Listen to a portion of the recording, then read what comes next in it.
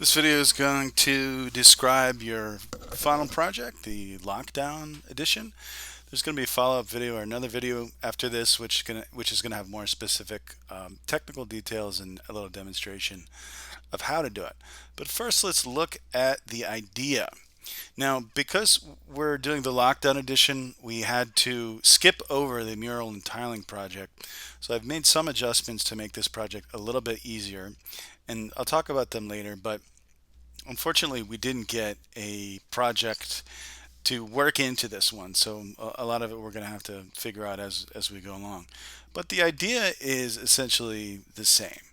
And so, what is the idea?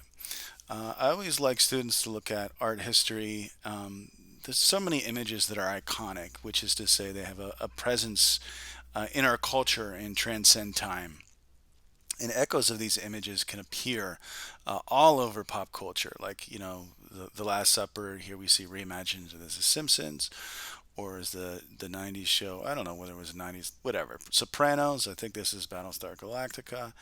Of course, the characters from Star Wars, and it's a whole bunch of paintings. It's Grant Wood's American Gothic here is reimagined in various, sometimes humorous ways, and we can do things. We can create remixes.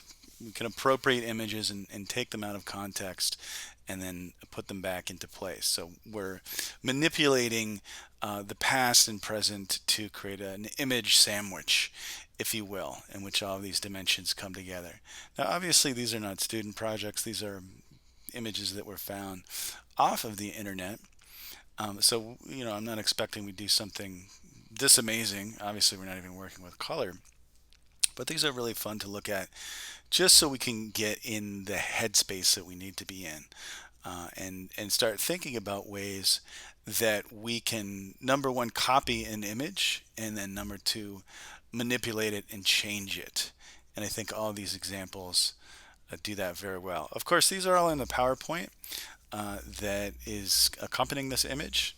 So you can look at them at your pace, which might be a little bit slower. I'm speeding through this a little bit quickly. And this is going to involve drawing a grid. Like I said, there's going to be another video that's going to demonstrate this technique a little bit more in depth, so you don't hopefully feel like you're thrown into the deep end with this. But hopefully you can see how this project, like all the other projects, is of course building on everything that came before.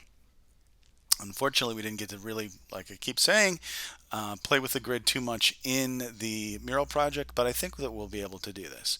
And you're just going to have to work from the computer because I can't print something out from you, but that's something I usually do.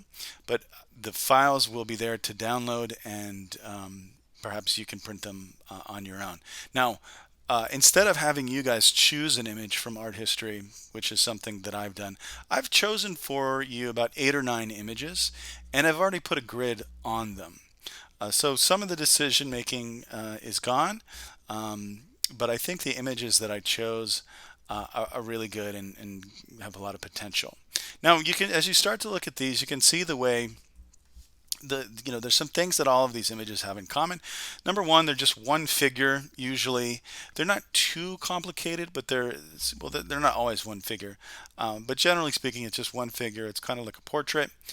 There isn't an overwhelming amount of complexity, but certainly this can be very complex. You can also see they're done in charcoal. This is a charcoal project. If you have, hopefully you have charcoal. I always love to see two different interpretations of the same project. And then the artist, the student, has thought very carefully how to make an adjustment. And a lot of times these are really wonderful and humorous, and I think that's the goal here, is really to have creativity. And literally the whole cultural universe is at your disposal. You can really put anything in there, make any changes that you want. Try and make it make sense, of course. But we're really just recontextualizing this older image, combining, that's supposed to be Paula Deen, by the way, eating butter, combining it with something from the present to give it an exciting and interesting effect. So these can really be amazing, and I've been collecting these for a long time. I have way more examples, but I just wanted this presentation to be relatively brief.